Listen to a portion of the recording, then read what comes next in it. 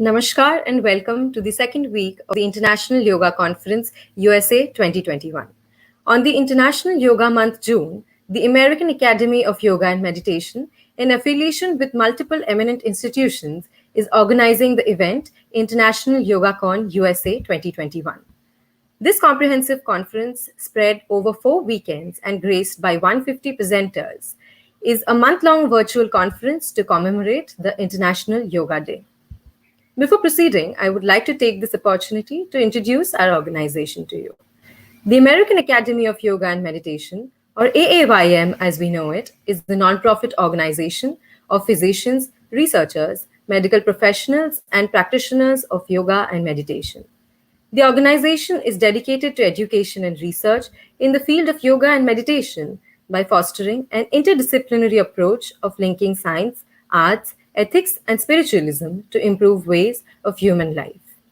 In this webinar titled Yoga and Complex Diseases, learn how yoga helps manage complex diseases by decreasing inflammation and oxidative stress, reducing biological age, increasing expression of genes, maintaining genomic integrity, regulating blood flow, promoting neuroplasticity, and thus bringing about structural and functional changes in the brain and causing parasympathetic dominance.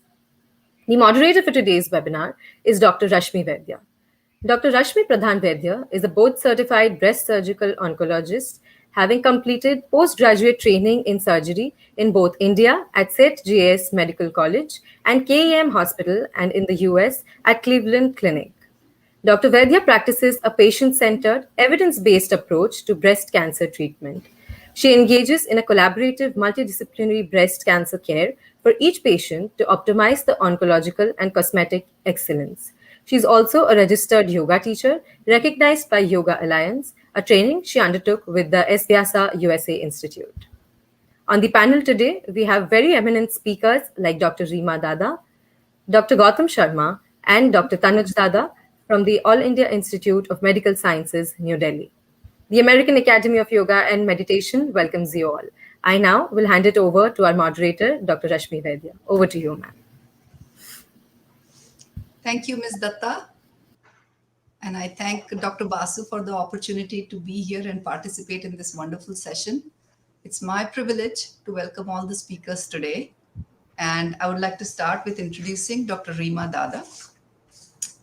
Dr. Rima Dada is a veritable heavyweight in academics, an academic giant. She is faculty at the All India Institute of Medical Sciences, New Delhi, and has established the Molecular Reproduction and Genetic Facility there. She's a national and international award winner for her extensive work on yoga and complex diseases such as glaucoma, depression, male infertility, aging, and rheumatoid arthritis. She has pursued research on various genetic aspects of these conditions and has presented internationally and nationally, including genetic causes for spontaneous abortion and for childhood cancers. She has delivered invited lectures all over the world, and I can't wait to have her start her presentation with us today. Dr. Dada.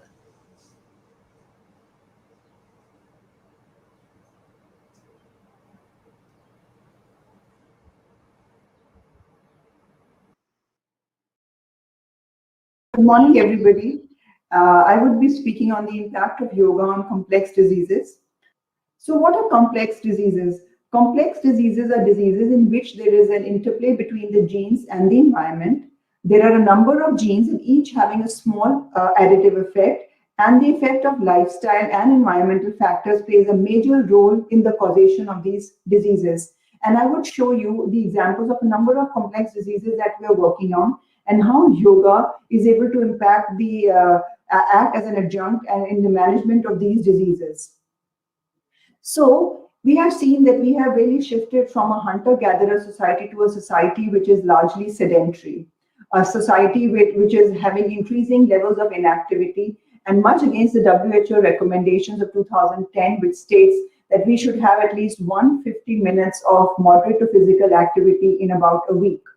So we see that as we shifted from a hunter-gatherer society, a society which was largely dependent on intaking of raw foods like leaves, fruits, vegetables, nuts, and some amount of non-veg food, we shifted to a society which is now dependent on high amounts of these cooked, pre-cooked meals and food we purchase from outside, which is rich in trans fats, salts, sugars, and this processed, highly refined food, which is having so many additives and various flavoring agents, are actually responsible for a steep increase in the incidence of complex lifestyle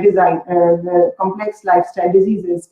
Now, this sort of a diet is really calorie dense, but it is nutritionally depleted diet, and this has really resulted in a huge increase in the incidence of the obesity and also an increase in the incidence of complex lifestyle diseases, because such a diet is really an inflammatory diet, and coupled with a huge number of lifestyle factors like psychological stress and various other factors like environmental pollutants, excessive use of cell phones, smoking. This has all led to a huge increase in the incidence of complex lifestyle diseases. Now we see that these complex lifestyle diseases, be it cancer, be it autoimmune disease, be it depression, be it unexplained infertility, they have some common underlying etiological mechanisms. Now what are these? This is like chronic inflammation, oxidative stress, chronic sympathetic nervous system stimulation. There is reduced diversity of the gut microbiome. There is persistent activation of the hypothalamo-pituitary axis, apoptosis, dysregulation of the immune system, stress, anxiety, depression, a dysregulated gene expression, and shorter telomeres. And all these factors actually result in complex diseases. And I would just be giving you a few examples. I would first talk on male infertility, and what's most important is that it's also a complex and a rather common lifestyle disease. And you actually find that in these disorders, in approximately half the cases, the problem actually lies in the male. And my today's talk actually focuses on, just to give an example of this, people who have infertility where they have normal sperm counts and normal all parameters as per WHO guidelines, but they are infertile. Now, sperm DNA damage is the single largest cause of defective sperm function. And we know that huge number of lifestyle factors, as I told you about the diet, smoking, excessive use of cell phone, and a sedentary lifestyle, actually results in infertility. And we are told by various agencies, especially the Physician Committee for Responsible Medicine, that we should be having 10 servings of fruits and vegetables. Now, who can actually afford these servings? There are so many fruits and vegetables in a developing country like ours. And I'll show you what impact does yoga have. So of all the cells in the body, the sperm is the one which is most vulnerable to free radicals and oxidative damage, because it loses majority of its antioxidants during development, and majority of its DNA repair mechanisms are silent because the DNA is inert. So a huge number of lifestyle factors actually results in oxidative damage, which damages the nuclear and the mitochondrial DNA, results in the production of certain bases like 8-hydroxy-2-deoxyguanosine, which then causes both mutations and epimutations, which sets the stage for not only male infertility, but paternal causes of recurrent spontaneous abortions, congenital malformations, childhood cancers, as well as complex neuropsychiatric disorders like autism, bipolar disorders, childhood depression, and dominant genetic diseases. So in our studies, we found that a large population of these men have high free radical levels. And for this, usually the doctors prescribe them antioxidants. But our studies have shown that though they are able to target the sperm membrane and improve its motility and sperm membrane characteristic like its fusibility and permeability, but it really has no effect on the sperm DNA quality. So here we can see the levels of sperm DNA damage. Here each dot represents the sperm DNA, and the number of sperm towards the x-axis indicate the sperm with DNA damage, and the sperm towards the y-axis are the ones with the good quality DNA. And we can see here that the number of DNA damaged sperms are more as compared to this picture. So we also studied the telomere length, and telomeres are the guardians of our genome. They are like plastic ends of shoelaces, and once they get frayed, the shoelaces start getting damaged earlier. And we find that telomeres are the preferential targets of free radicals because they are guanine-rich repeats, and we know that optimal levels of free radicals are required to maintain the telomere length. Now, why did this happen? Now, you can see that when the levels are higher in the sperm DNA, it predisposes to both de novo germline mutations and epimutations. And you can see here again, as I wanted to show you, this results in post-zygotic mutations because of a higher number of mutations in these children. So these infertile men then underwent yoga-based lifestyle intervention, and I'll just show you the findings that post-practice of yoga in these group of men, we actually find that there is an increase in the progressive motility with practice of yoga. And with practice of yoga, you also find that there is a decline in the free radical levels. In addition to that, you find that there's an increase in the total antioxidant capacity. So what the fruits and vegetables are providing you, increased number of antioxidants, although they also provide a number of other phytochemicals and polyphenols. But in addition to that, the main thing is that they increase the total antioxidant capacity. And you find that post-practice of yoga, there is a steep increase in a significant increase in the total antioxidant capacity. In addition to that, you have an increase in the level of sirtuins, and this was the first study to show that independent of caloric intake or independent of red wine intake, sirtuins increase after practice of yoga, and these are the longevity genes. We also find that there's an increase in the telomerase activity, which helps in the maintenance of the telomeres, and yoga also helps to normalize the epigenome, and we find that the expression levels of various genes which were dysregulated, which are also required for early embryonic development, and because of their dysregulation, it not only results in infertility but could also be resulting in congenital malformations and early pregnancy losses. We find that the transcript levels get normalized, and because of that, because of the yoga acting on the sperm epigenome. So I again wanted to just show you that there is a normalization of the levels and there is a decline in the levels of this mutagenic base post-practice of yoga. And in addition to that, because yoga is acting on both the sperm genome and the epigenome and decreasing the oxidative stress, and because of the accumulation of this base, that is 8-hydroxydeoxyguanosine, this actually prevents methylation in the promoter region. And after correction of the oxidative stress, you find that there is normalization of the methylation marks, and you can see that there is an increase in the level of 5-methylcytosine post-practice of yoga.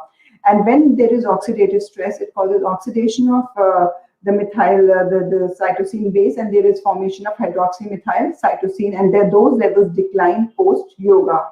In addition to that, we studied the impact of yoga on the sperm epigenome. And what we find is that there were a large number of sites which showed differential methylation post-practice of yoga, and there were about 442 sites, and there were a number of sites which were hypomethylated, and these were sites which were genes which were actually helping in fertilization, which were helping in early embryonic events as well as implantation, and there were a number of genes which were hypermethylated. So it shows that yoga impacts both the genome as well as the epigenome and results in decline in the levels of the mutagenic base 8-hydroxy-2-deoxyguanosine, which is resulting in de novo germline mutations and also adversely impacting the epigenome.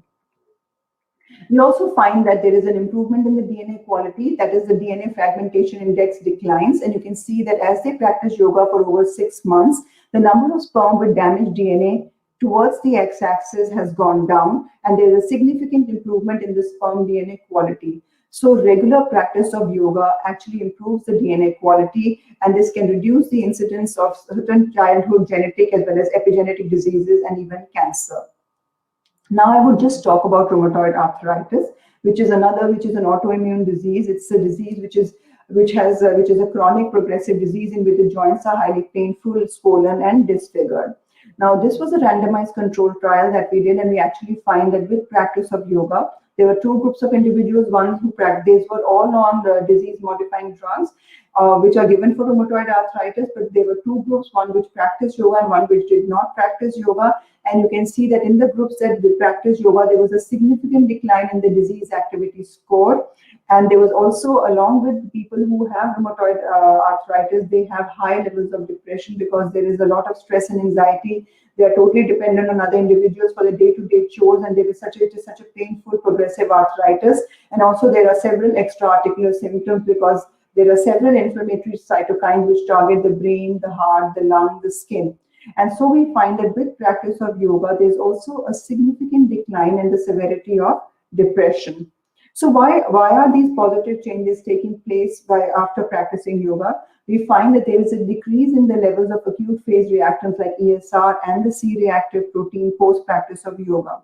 Now, there are a number of inflammatory cytokines which increase in these patients with autoimmune diseases like interleukin-17, It has been seen that interleukin 17 is actually responsible for the articular symptoms, and post-practice of yoga, you can see that there is a significant decline in the levels, whereas a group that did not practice yoga shows actually an increase in the level of this inflammatory cytokine. Now, interleukin 6, as you can see, also shows a significant decline post-practice of yoga, and the extra-articular symptoms that are seen in rheumatoid arthritis are due to the increasing levels of this inflammatory cytokines. Now, this tumor necrosis factor alpha and NF-kappa B pathway are the pathway which is actually responsible for osteoclast proliferation, which is actually responsible for the bony erosions, and it is also responsible for synovial hyperplasia and survival of these cells. And we can see that there is a decline in the levels of the tumor necrosis factor alpha levels. In addition to that, not only is there a significant decline in the level of these inflammatory cytokines, but there is also an increase in the expression levels of anti-inflammatory cytokines and the gene expression which are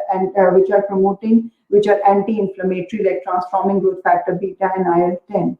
In addition to that, it is seen that a decline in the level of this non-classical HLA-G molecule is actually responsible for autoimmune disease like rheumatoid arthritis, and there are several insertion deletion polymorphisms which are actually responsible for rheumatoid arthritis in this HLA-G molecule.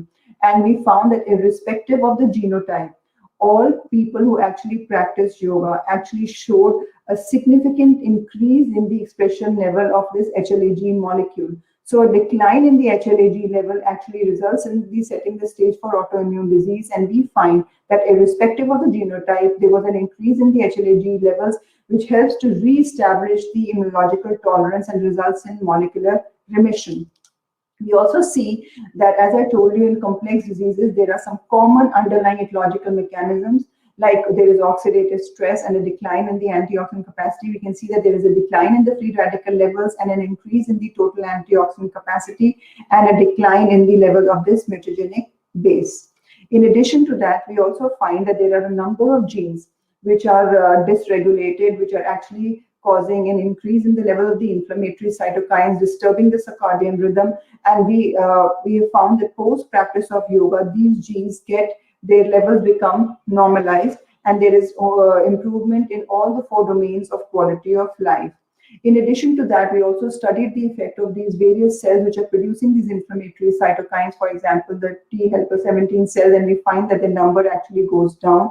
And the cells which are maintaining the immune homeostasis, the T regulatory cells, their levels actually go up post-practice of yoga, helping us to understand how these cases are undergoing a molecular remission. We also find, as I had just explained to you, that oxidative stress and inflammation are playing key role in the pathogenesis of these diseases. And since mitochondria are the main source of these free radicals, which are byproducts of ATP production, we wanted to study the impact of yoga also on the integrity of the mitochondrial genome. And we can see that there is an improvement in the mitochondrial membrane potential, actually showing that yoga actually improves the mitochondrial integrity. We also studied the expression of various genes which are helping in mitochondrial biogenesis, which are helping to maintain the mitochondria. And we see that there, post-practice of yoga, there's an increase in the expression of these genes. In addition to that, nicotinamide adenine dinucleotide is a very, very important molecule which helps to maintain the crosstalk between the mitochondrial and the nuclear DNA. This is a gene which helps to also to maintain circadian rhythm, epigenetic regulation, calcium signaling, and has a very important role in metabolism. And we see that its levels actually increase. And this is the first study to show that NAD levels increase post-practice of yoga. We can also see that there is an increase in the mitochondrial copy number post-practice of yoga. So we see that yoga impacts the mitochondrial health and improves the mitochondrial integrity, which decreases the free radical levels and helps, which decreases the free radical levels, improvement in the cytochrome oxidase activity, and the expression levels of various genes which are involved in oxidative phosphorylation, helps in adequate ATP production. Now, Dr. Dada will be talking about glaucoma, but I just wanted to tell you we've also worked on the primary open angle glaucoma, and we see that there are a number of modifiable risk factors which yoga targets, and we've seen that we were initially carried out this study in the blood DNA, and then we did it on trabecular meshwork, And we actually found that yoga, as in other complex diseases, caused a reduction in the levels of various inflammatory cytokines. A number of anti-inflammatory cytokines showed an upregulation. Various factors which helped in the maintenance of the trabecular meshwork showed an upregulation, whereas those factors which cause a resistance to the flow of the aqueous showed a downregulation, and there was an increased expression of various genes which are helping to promote, which are the neurotrophic factors. They increased, as well as the genes which promote neuroplasticity. I will also talk about depression. As I told you, we studied major depressive disorders like which were isolated depression cases and cases with comorbid depression. Again, these were randomized controlled trials, and we see that there is a significant decline in the severity of depression in these cases who practice yoga. And this could be explained because there's an increase in the expression of various factors which promote neuroplasticity, like brain-derived neurotrophic factors. Now, it was important that even those genes in which there was a predisposing genotype which caused a decrease in the BDNF levels, we found that those cases also showed an increased expression of brain-derived neurotrophic factor post-practice of yoga.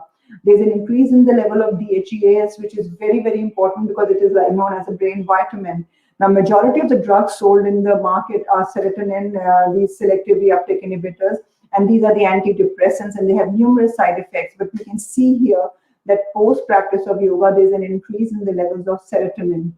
In addition to that, melatonin, which is one of the key molecules which helps to maintain the circadian rhythm, and it's one of the most potent antioxidants. Its highest subcellular concentration is found in the mitochondria. Now, we find that melatonin levels also go up post-practice of yoga. Now, these are such significant findings. It shows that yoga not only helps us to build up emotional resilience, it helps to increase our concentration, it helps to make us improve our cognitive abilities, and thus, by promoting neuroplasticity, yoga is able to help us not only cause functional changes in the brain, but there are numerous functional MRI studies as well as showing that there is an increase in both neurogenesis, as well as it not only changes the functional aspects, but also there's a change in the structure of the brain. There are certain areas in the hippocampus, certain areas in which are involved in cognition, which actually show an increase in size, and there's an increase in the gray matter mass as well as in the white matter mass in the brain post practice of yoga.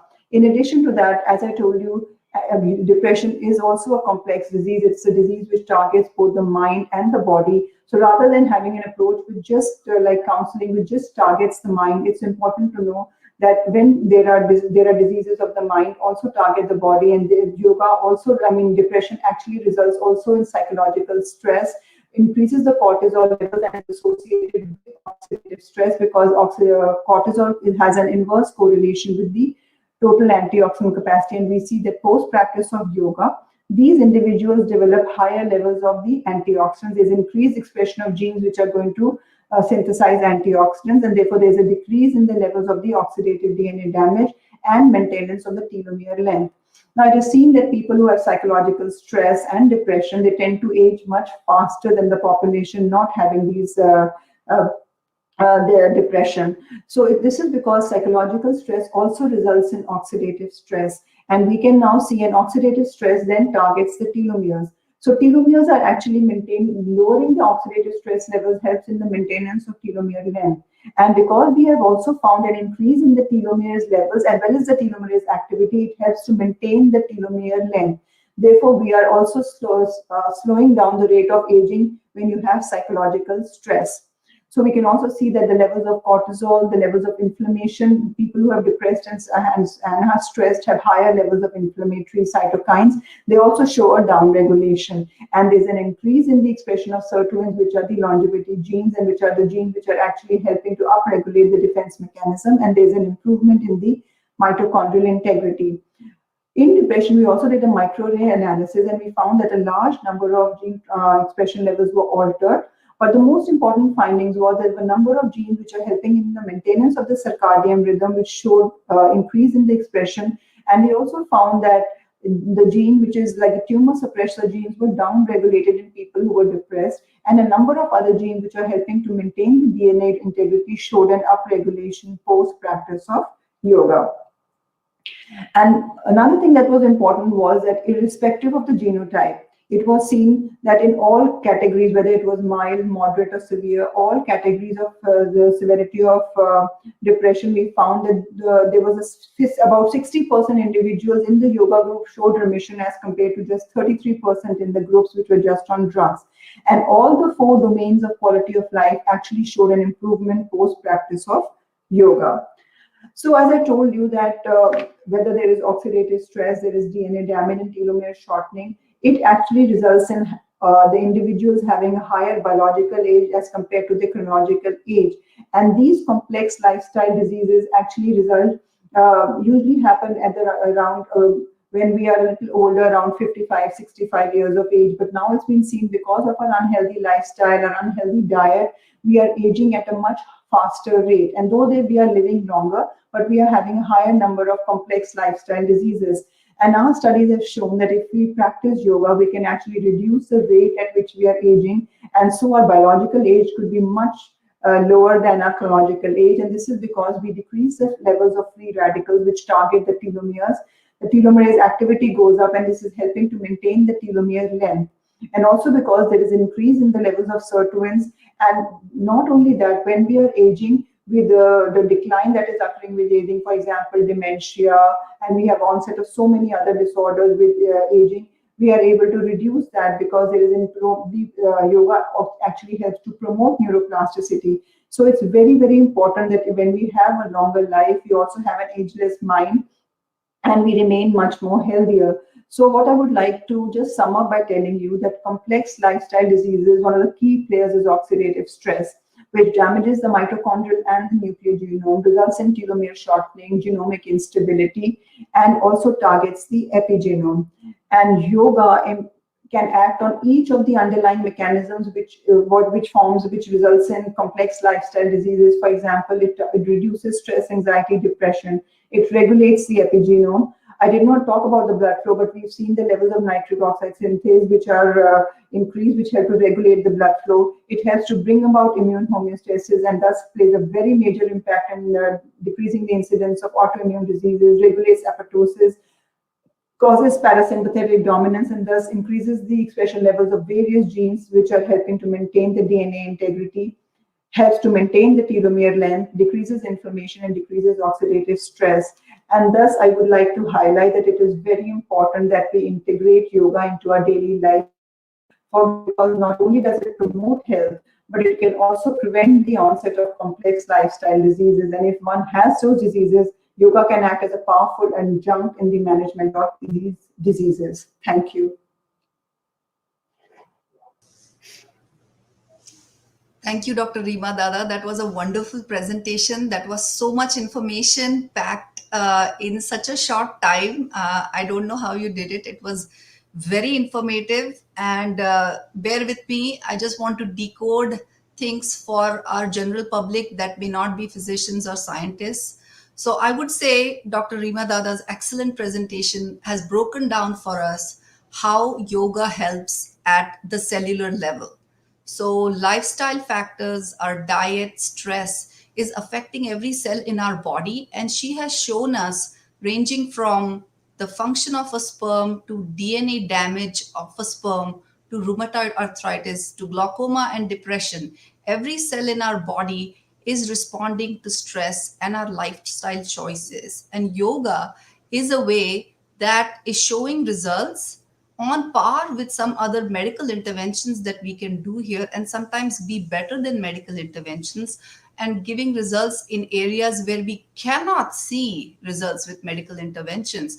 And that has happened with sperm quality, sperm DNA, in rheumatoid arthritis with their quality of life, which many times doesn't change despite how many NSAIDs they take.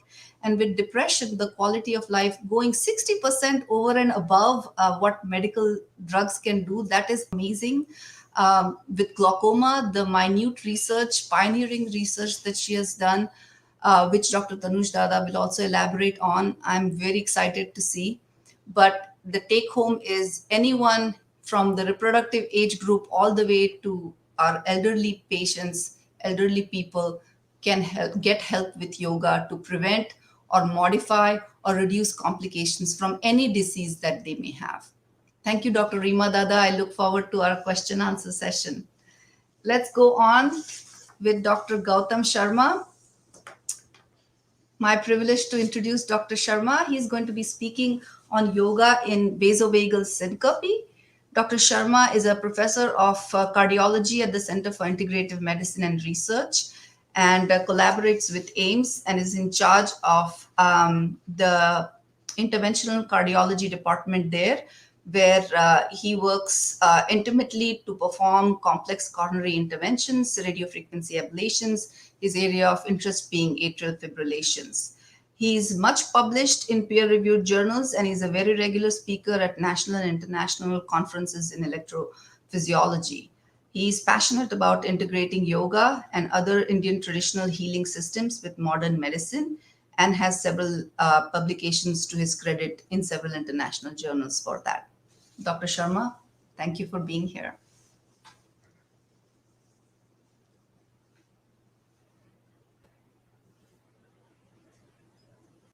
I'd like to congratulate the American Association of Yoga and Meditation, and especially Dr. Indranil Basu, for organizing such an exciting series of meetings. And I'm very honored to be a part of it. Today's symposium is on yoga in complex disorders, and I'm going to be talking about the LIVE yoga study that we conducted recently at the All India Institute of Medical Sciences, New Delhi. It was a joint collaborative effort between the Center for Integrative Medicine and Research and the departments of cardiology and neurology.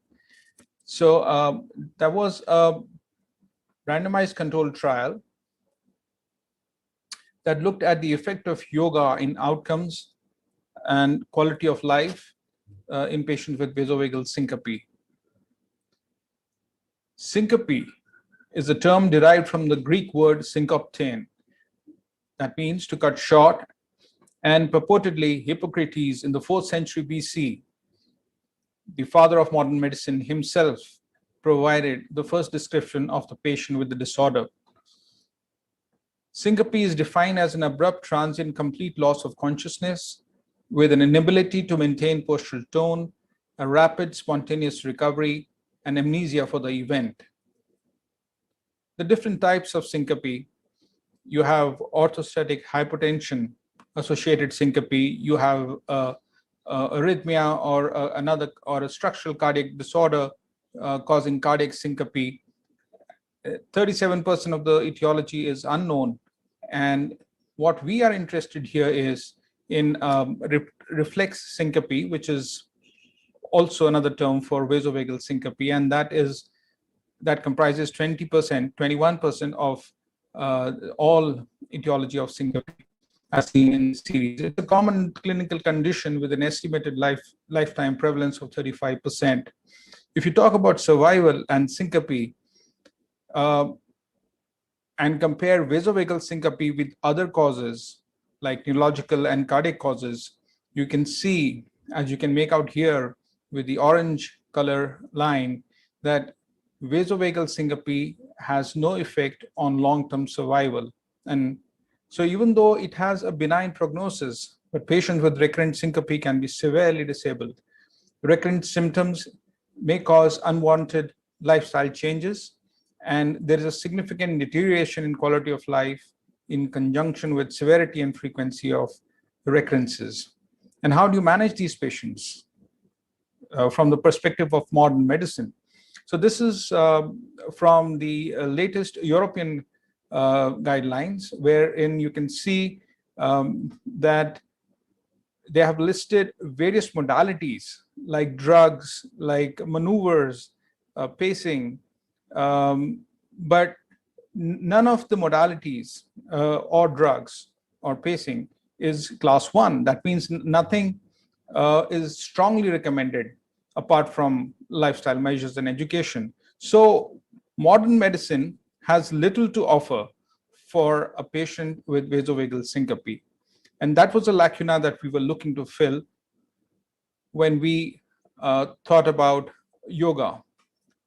And another reason we thought about yoga is because we know that yoga modulates, regulates, and smoothens out the autonomic tone.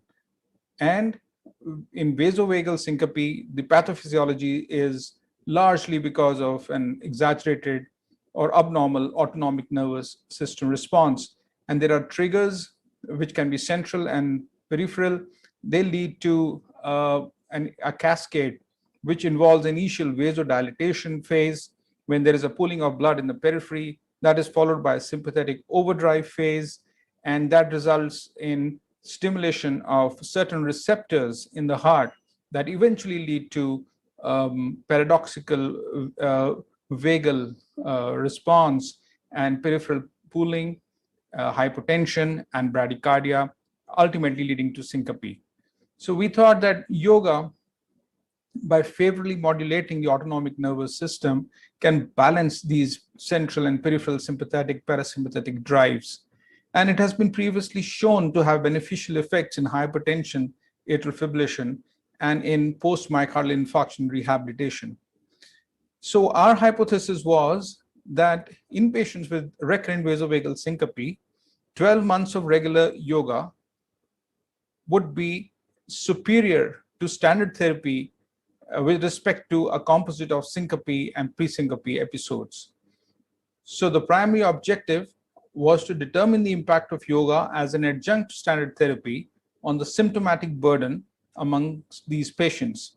And the secondary objective was to determine the quality of life and autonomic balance in these patients. So it was a single center, open label, randomized controlled trial. And we are very grateful to the Ministry of Ayush, Government of India, for funding us. Inclusion criteria included patients who were symptomatic with at least 2 or more episodes in the last 3 months prior to recruitment. And exclusion criteria, we excluded patients with structural heart disease and arrhythmias, known neurological disorders, and of course, those who were already practicing yoga. So the primary outcome was the number of episodes of syncope and pre-syncope at 12 months. The secondary outcomes were quality of life, heart negative response, and heart rate variability at 6 weeks. So there was a yoga module that was built up after a lot of discussion between the yoga physicians, and we have 4 yoga physicians at the Center for Integrative Medicine and Research, and 6 yoga therapists. And they all sat together with the cardiology colleagues and neurology colleagues, and then devised this module, which included practices. And all of these practices, whether it was breathing practice or relaxation techniques or asanas, had a rationale that somehow we thought or hypothesized would interrupt the abnormal pathophysiology of vasovagal syncope. And there was a training phase of 8 classes, followed by a supervision phase in the second month of 2 classes. And then there was a query phase between 3 to 6 months of a class every month. And all the patients were supposed to practice at least 5 times a week at home. They were given booklets wherein all these asanas and practices were illustrated for them. And they had a logbook to record their frequency and duration of their practice. There was a telephonic follow-up, and the patients could contact the therapists and the yoga physicians for any query if they had. The standard care included physical counterpressure maneuvers, salt and water intake augmentation, and avoidance of triggers. Regarding drugs or pacing, that was left to the treating physician's discretion. So we screened the patients, and after exclusion enrolled 55 patients. And this enrollment was actually a little less than what we anticipated, but we couldn't help it because of this current pandemic. So at baseline, the patient was examined, questionnaires were filled, and there was a heart and Holter that was conducted. And so there were 2 groups. One was a guideline-based standard therapy, as I mentioned, and then the other group was yoga plus guideline-based standard therapy. Study period of 1 year, It was an open label trial. The first follow-up at 6 weeks included all the 4 parameters. And then subsequently at 6 months and 12 months, it was clinical examination and filling in the questionnaires. So we assessed 270 patients for eligibility and randomized 55, 30 in the yoga intervention arm, 25 in the controls. All 30 and 25 respectively completed the 12 months follow-up. And this was the baseline characteristics, which did not differ amongst the 2 groups. And here we are with the results. So as you can see, that starting as early as 6 weeks, there was a difference in terms of the composite of syncope and pre-syncope episodes in the 2 arms. And the yoga arm showed a remarkable benefit. And that continued at 6 months and at 12 months. Importantly, no adverse events were reported by any of the patients, and compliance was good.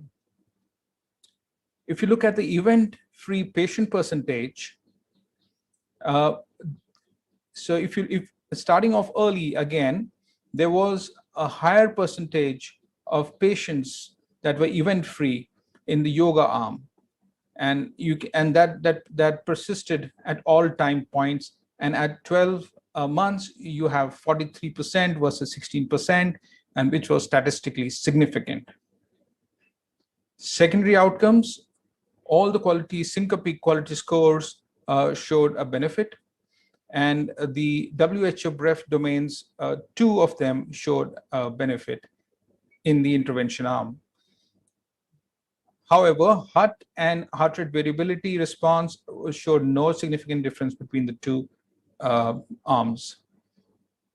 So this was the first RCT studying the vasovagal syncope outcomes in yoga as an adjunct to standard therapy at 12 months.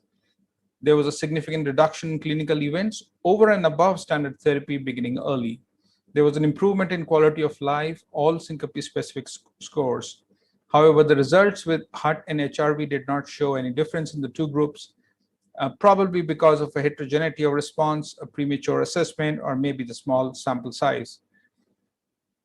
There were some previous studies, including the one that I'm just showing, that were non-randomized small studies that showed a benefit in terms of how yoga impacts syncope and pre-syncope in these patients. So,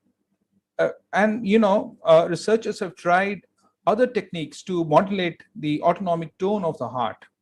And they've used techniques like cardioneuroablation, which is essentially ablating areas in the left atrium of the heart that are associated with ganglionic plexi and that show a fibrillatory myocardium. And that ablation is done by means of radiofrequency, and by doing so, they thought that they could modulate the autonomic tone, and the results were very impressive. Similarly, there's been a recent interest in modulating the vagal tone using a low-level tragus stimulation, and that has shown benefit in suppressing arrhythmias and improving ventricle function. But we have just used yoga because we know that yoga, or we postulated that yoga affects the autonomic pathway, amongst other things like physical and biochemical and psychological effects. And we devised a mechanistic explanation for that. So as I said before, there are peripheral and central triggers that trigger off venous stasis and decrease venous return and decrease cardiac output that results in sympathetic overstimulation that eventually results in parasympathetic activation that causes bradycardia and hypotension, culminating in syncope. And so what yoga does is that it enhances the vascular muscle tone, thereby decreasing venous stasis. By meditation and mindfulness, very important components of yoga, central triggers like stress can be decreased. Sympathetic overstimulation, that's an important arm in the reflex of vasovagal syncope, can be suppressed to an extent by yoga breathing and relaxation techniques.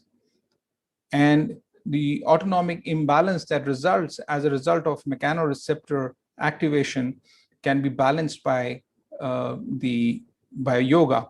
And eventually, we hypothesized and proved in this study at least that yoga prevents syncope. So we like to conclude here that 12 months of regular yoga on a specially designed yoga module as an adjunct to standard therapy significantly reduced syncope or pre-syncope episodes versus standard therapy alone. There was a significant higher event-free patient percentage at all point in times. And yoga intervention improved quality of scores at 12 months. This was a paper that has been recently published in abstract in JAC, and we had the privilege of having an oral presentation at the recently concluded American College of Cardiology annual conference in Atlanta on May 16th. Thank you for your kind attention.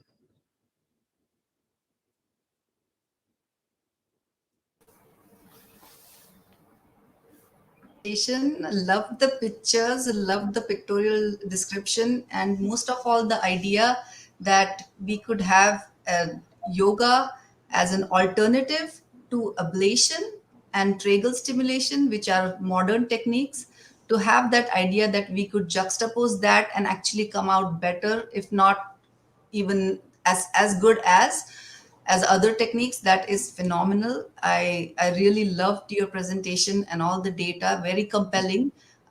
Look forward to your question and answer session. Thank you. Thank you.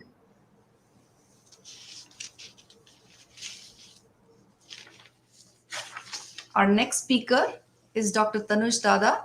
He is a professor of ophthalmology at the RP Center of Ophthalmic Services, All India Institute of Medical Sciences. Dr. Dada completed his undergraduate and postgraduate training from All India Institute of Medical Sciences, New Delhi, and has won several awards in his undergraduate and postgraduate years in ophthalmology. It was a early interest of his. The Ophthalmic Research Association Award for the Best Registrar and the Mohanlal Good Award for the Best Clinical Research under age of 35 at AIIMS. He has authored 5 textbooks on glaucoma and published the All India Ophthalmic Society National Guidelines for Glaucoma Investigations and Medical Management of Glaucoma.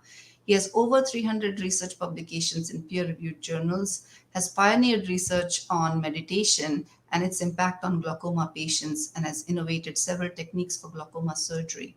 He has leadership positions include Secretary General for the International Society of Glaucoma Surgery, Senior Chair for Associate Advisory Board for the World Glaucoma Association, and Director of the Asia Pacific Glaucoma Society. He's the Chief Editor of the Journal of the Current Glaucoma Practice and Associate Editor of Journal of Glaucoma, and also has several national and international publications to his credit.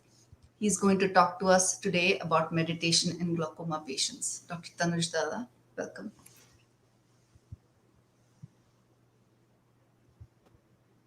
Namaskar, everyone. I am Dr. Tanuj Dada, Professor of Ophthalmology at the Rajendra Prasad Center for Ophthalmic Sciences, All India Institute of Medical Sciences. Today, I'll be highlighting the utility of mindfulness meditation for glaucoma patients. So I have no financial disclosures, just some book recommendations for those who are interested in this topic. The Quest of the Overself by Paul Brunton, The Science of Meditation by Daniel Coleman, and The Mind Illuminated by Kaldasa. So these are 3 very nice books on how to do meditation and why to do and the science behind it. So meditation is basically a technique that helps to bring mental processes under greater voluntary control, and that fosters general well-being and calm. So that is the purpose of meditation.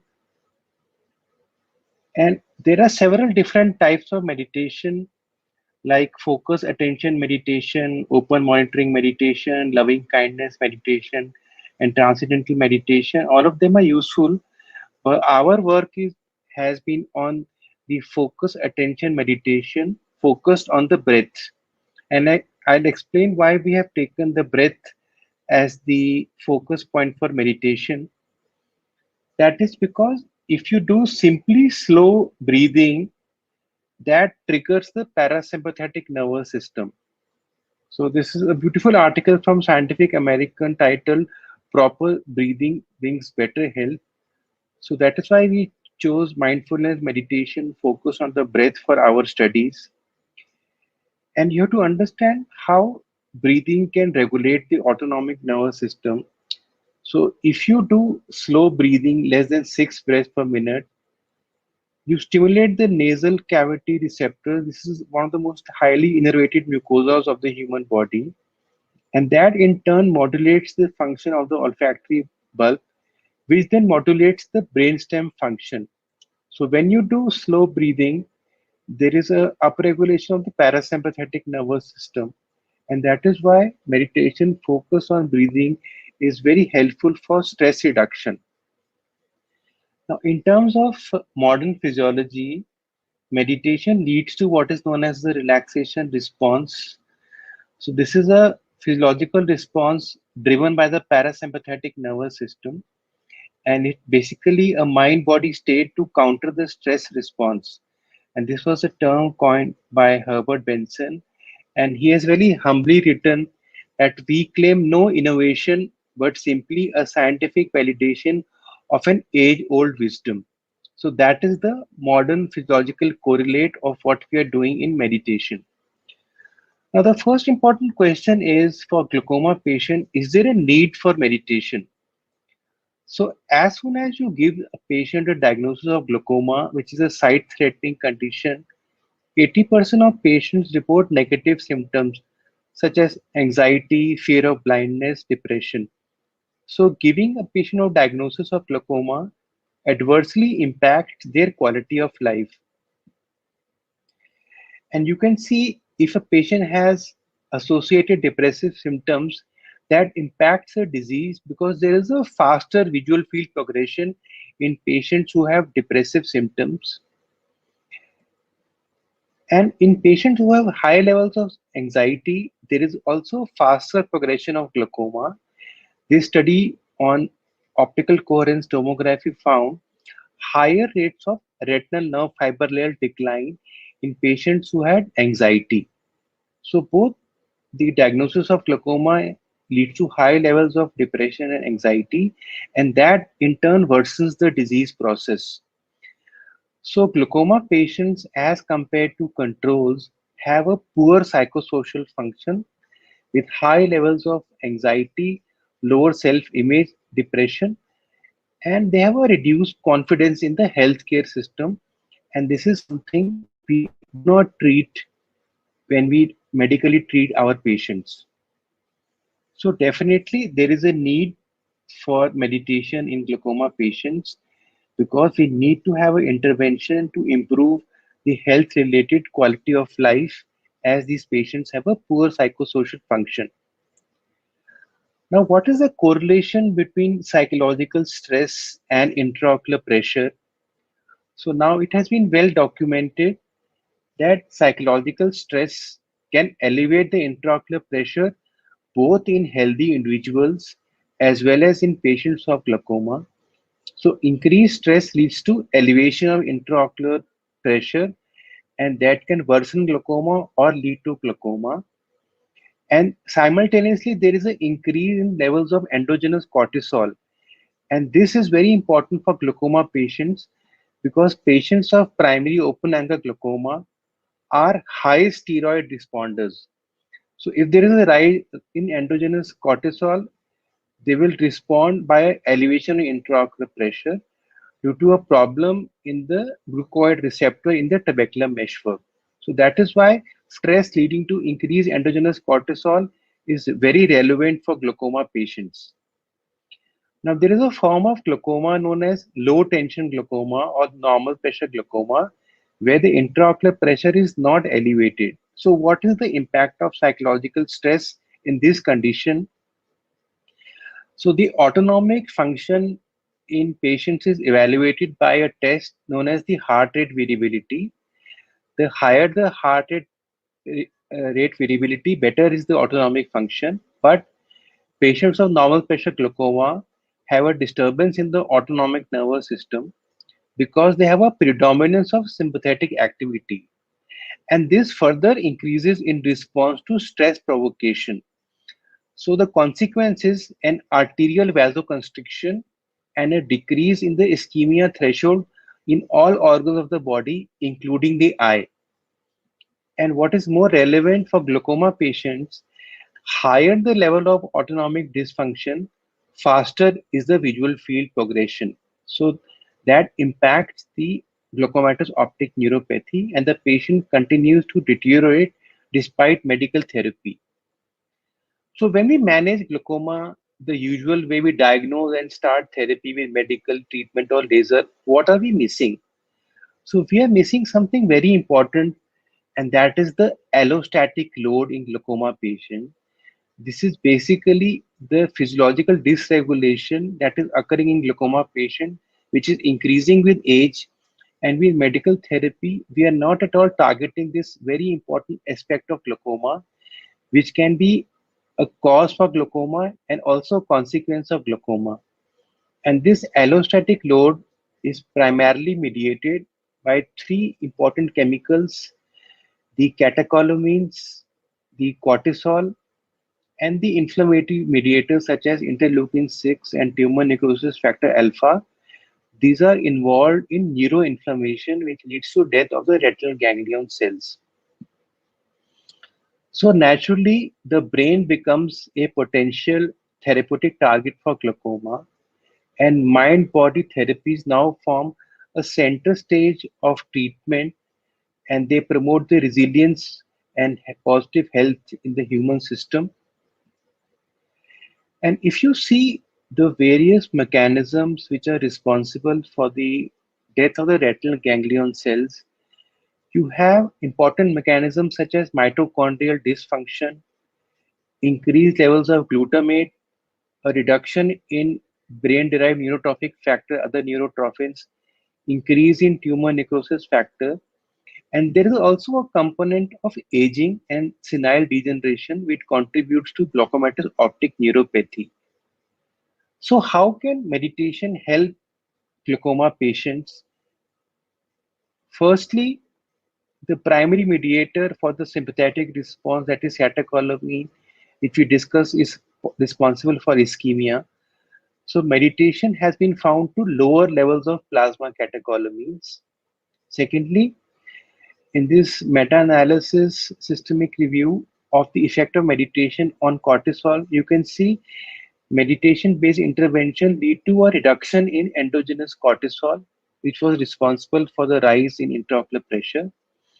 And the third component, meditation also leads to down-regulation of the inflammatory markers like tumor necrosis factor, which are responsible for neuroinflammation. Furthermore, if you see the effect of meditation on the mitochondria, there is an upregulation of mitochondrial ATP synthesis, and so the meditation promotes mitochondrial energy production. Furthermore, studies done on the magnetic resonance spectroscopy found that there is a reduction in cerebrate glutamate levels, and this is an excitotoxic amino acid responsible for glaucomatous neurodegeneration. And even short-term meditation, 5 days of meditation for 20 minutes, it was found that there is an increase in parasympathetic activity and a reduction in the activity of the sympathetic nervous system due to a better regulation of the autonomic nervous system by the frontal cortex. Furthermore, meditation leads to an increase in blood flow to the brain using single photon emission computed tomography. So meditation enhances the blood flow to the brain. And what about long-term meditators? It has now been shown that long-term meditators actually have neurogenesis occurring in the adult brain, and meditation can reverse neurocognitive decline. So you have the degeneration occurring due to aging, and this study evaluated the brain age index using a machine learning algorithm. And what they found was that the brain of meditators was on an average 7.5 years younger than controls. So meditation is beneficial for brain preservation and actually protects against age-related atrophy in neurodegenerative diseases like glaucoma. Now, coming to the specific randomized control trial that we have conducted on the effect of mindfulness meditation focused on the breath in glaucoma patient. So this was the first trial that we conducted in patients with moderate to advanced primary open angle glaucoma.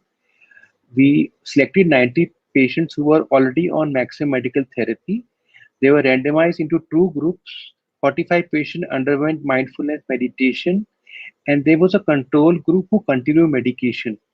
At the end of 3 weeks, we found that there was a significant reduction in intraocular pressure, and 75% of patients had a nearly 25% drop in intraocular pressure, which is very significant. There was an improvement in the overall quality of life scores evaluated by WHO Breath questionnaire.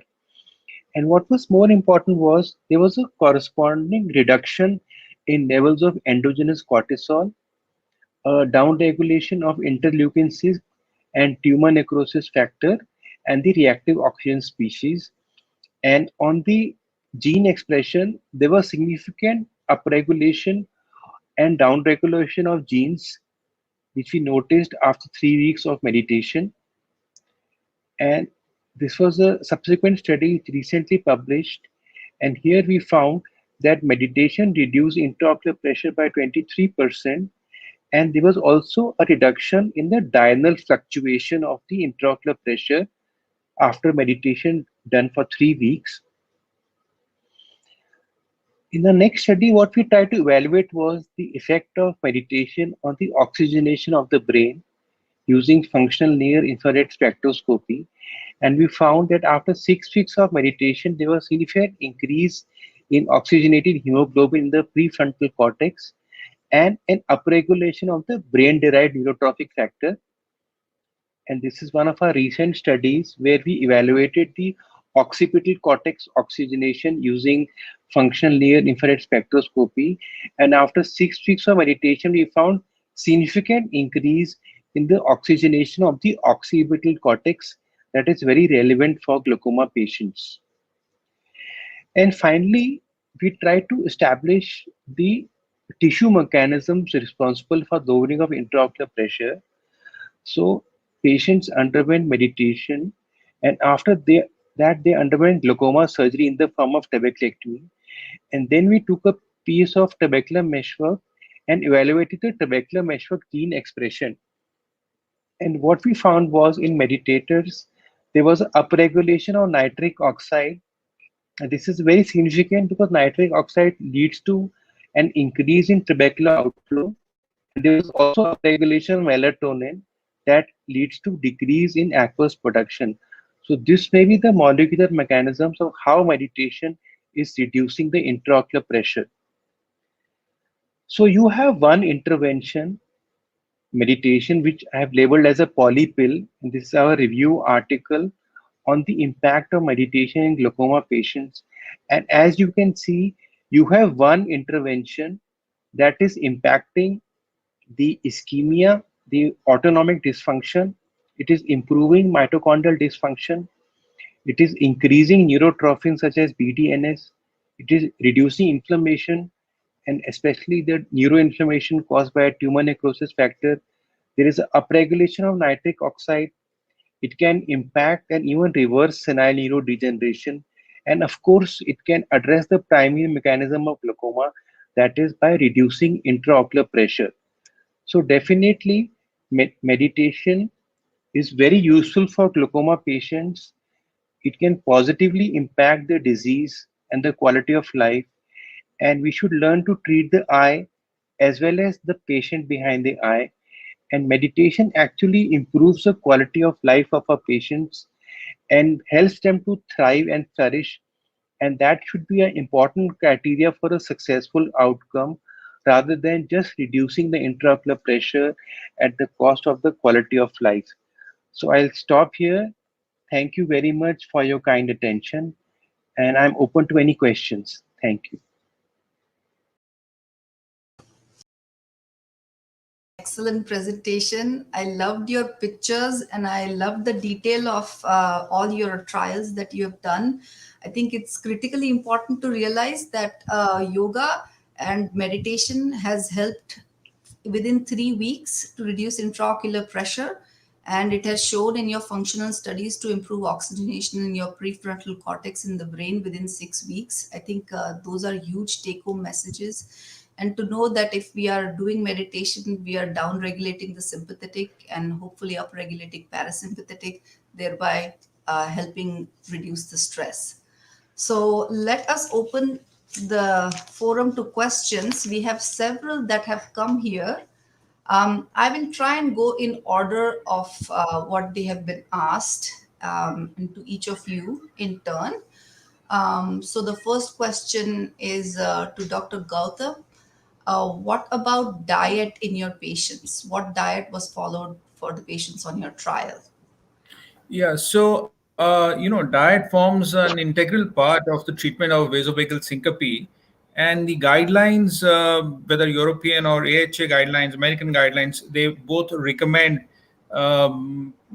basically adequate fluid intake, and adequate salt intake.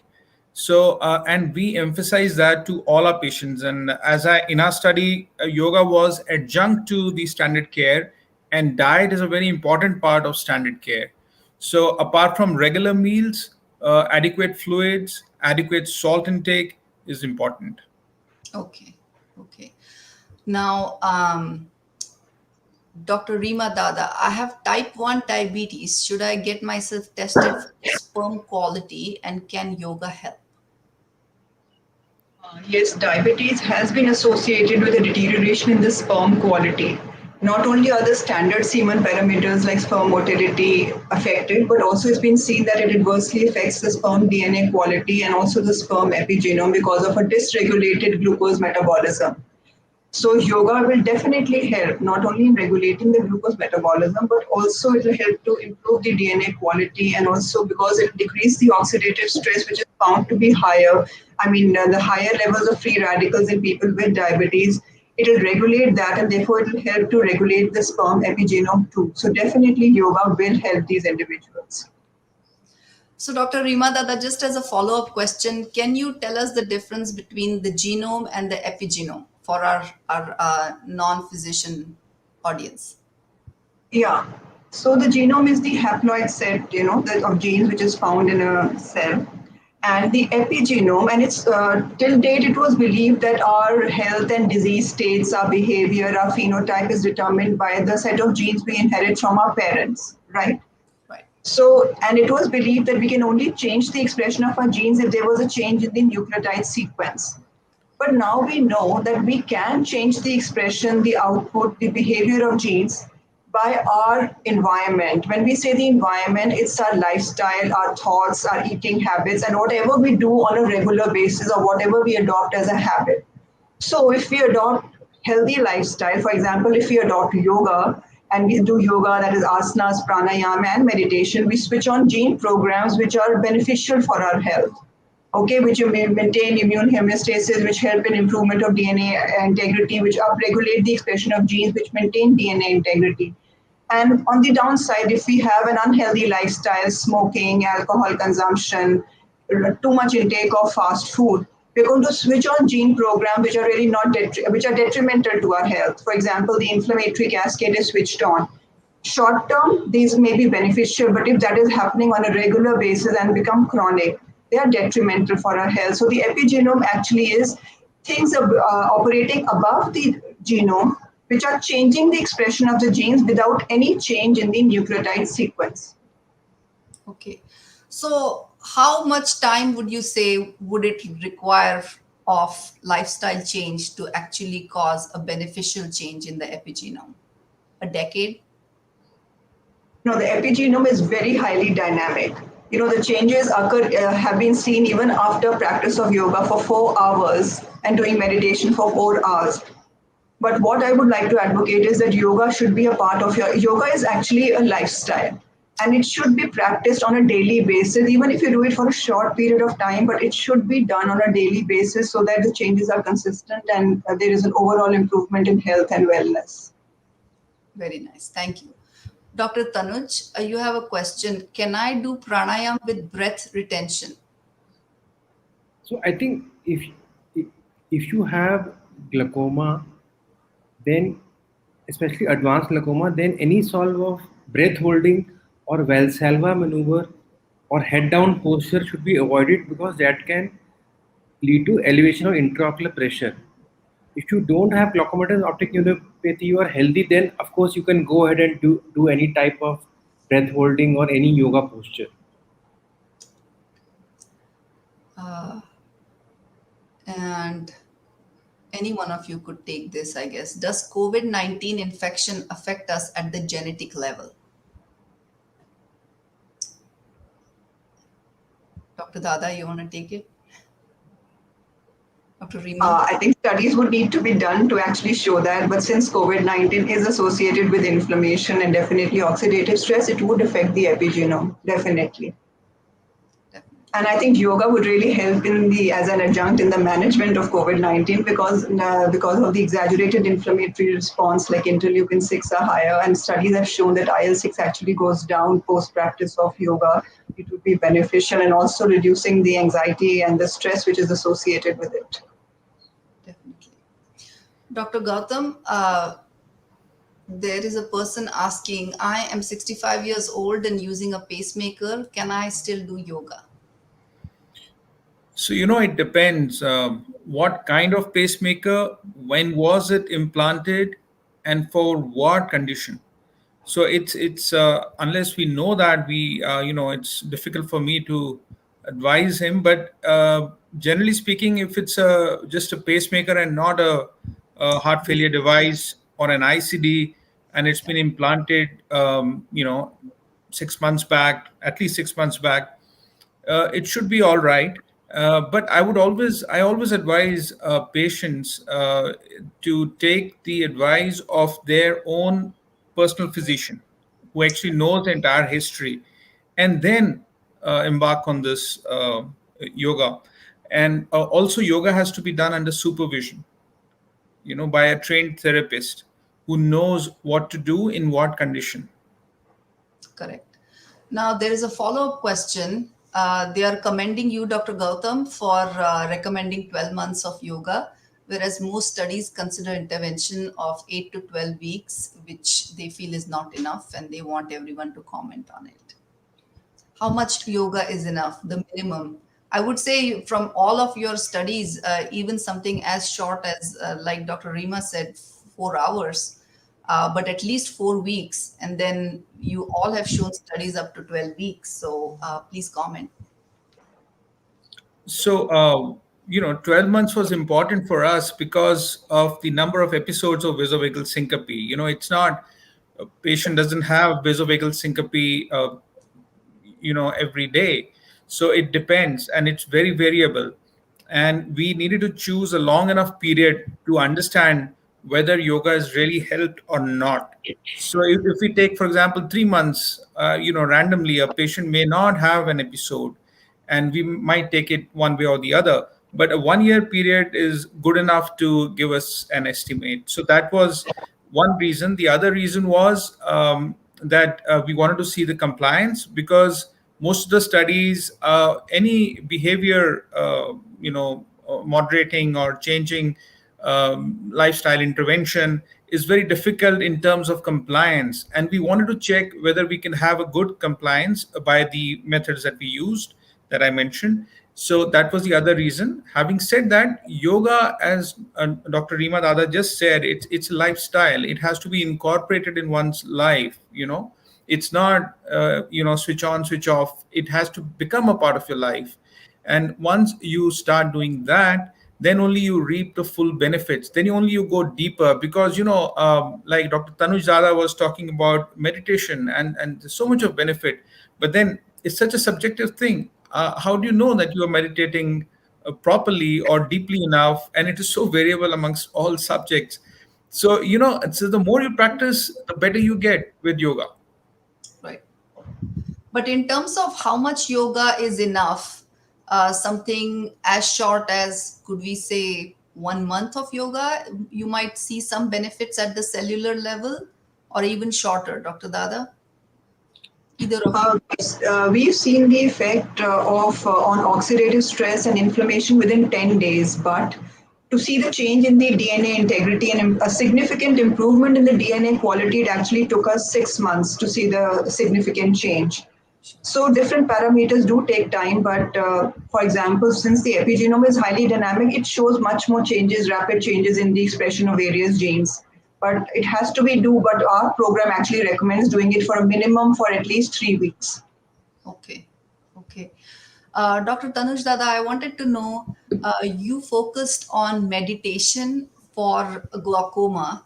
Um, would there be benefit to doing it with yoga, or is it specifically only meditation, and is it because of what some glaucoma patients can and cannot do? Yeah, that is very true because till now the published studies, if you see the Google studies, they would headline is that yoga is harmful for glaucoma. Really? Oh, Okay, so definitely we have to distinguish three forms of yoga. One is physical yoga. You have postures; correct. those are not at all recommended for glaucoma patients. Number two, you have simple, deep, slow, deep breathing exercises like pranayama. Mhm. So those can be helpful if they don't involve Valsalva maneuver. But if you combine mindful meditation, focus on the breath, that has actually both components of pranayam as well as it helps to focus your meditation. So that is very useful for glaucoma patients. It can be done by people who are disabled and who are very elderly, and it can be done even by bedridden patients. So this glaucoma affects the elderly population. That is why we have focused on meditation, which is something that can be easily done by them, and it's applicable to a universal population. Okay, okay, that answers it. Dr. Gautam, I wanted to know if in your live study, what percentage of patients actually needed intensive therapy? Like, you had the two groups that got standard therapy and those that got Yeah. standard and yoga. Now, what percentage of that those needed, say, for example, pacing or medications, and was there a difference in that need between the standard and the yoga group? So that's a very interesting question, and we had a surprising outcome. In terms of that, none of the patients actually required pacing. So when we included these patients, we did a baseline head up till test, and we actually did not take patients with malignant vasovagal syncope or patients who have a cardio inhibitory syncope. So those patients were excluded by default. And then, as I told you, in terms of intensification of medical therapy, if you look at the guidelines, there's hardly any therapy which is class. There's no therapy which is class 1. There's not even a Exactly. single therapy which is class 2A. So there's nothing that modern medicine recommends. That was the lacuna that we wanted to fill in.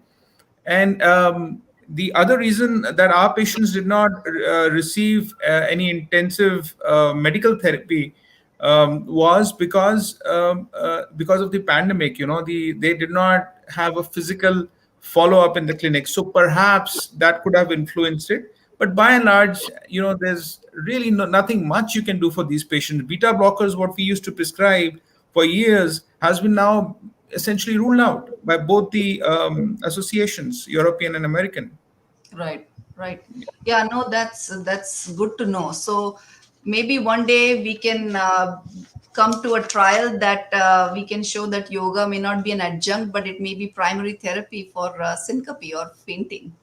So let's see. I'm getting messages that we are over time. I had written so many questions down for all of you. I think we'll have to meet again offline, maybe sometime, to answer just my own questions. But thank you so much. I think for the audience, really the take-home messages Start early, do yoga, make it your way of life, and perhaps we can avoid future suffering. Heyam Dukkham Anagatam. I thank AIYM and thank all of you, eminent speakers. Really, my privilege to be here today to listen to all of you and be here on this platform. Thank you. Thank you. Thank you so much, Dr. Rashmi, for moderating this session in such a compact and beautiful way. And the American Academy is very, very grateful to all our eminent speakers, Dr. Rima Dada, Dr. Tanuj Dada, and Dr. Gautam Sharma, for such an informative and scientific webinar. And I would also like to thank our technical team, Sagarji and Anjali for putting up such a beautiful program.